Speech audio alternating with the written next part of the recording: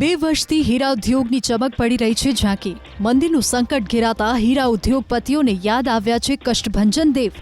બોટાદના હીરા વેપારીઓ શનિવારે જશે સાળંગપુર અને મંદીમાંથી ઉગારવા હનુમાનજીને પ્રાર્થના કરશે। બોટાદથી સાળંગપુર સુધી હીરા વેપારીઓ, કારખાનાના માલિકો, રત્ન કલાકારો સહિત 3000 લોકો વાજતે ગાજતે હનુમાન દાદાના દરબારમાં જશે। હનુમાન દાદાને ધજા ચડાવી મંદીમાંથી મુક્તિ અપાવવા પ્રાર્થના કરશે। બોટાદ જિલ્લામાં નાના મોટા મળી કુલ 15 જેટલા હીરાના કારખાના છે, જેમાં મહિલાઓ સહિત 70,000 લોકો રોજગારી મેળવી રહ્યા છે। બોટાદ જિલ્લા ડાયમંડ એસોસિએશનના પ્રમુખ શંકરભાઈ ધોડુ અનુસાર હીરામાં મંદી અને વરસાદ ખેંચાતા આગામી દિવસોમાં લોકોને હિજરત કરવી પડી શકે છે। મંદીને લઈને અમે શનિવારે 17 તારીખે સાળંગપુર જવાના હોય।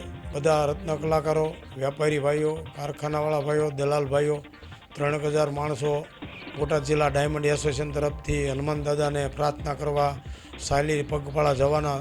સવારે 7 વાગે નીકળવાના છીએ અને હનુમાન દાદાને પ્રાર્થના કરીશું કે હે હનુમાન દાદા, અમને આ મંદીમાંથી ઉગારો અને કાંઈક રસ્તો બતાવો।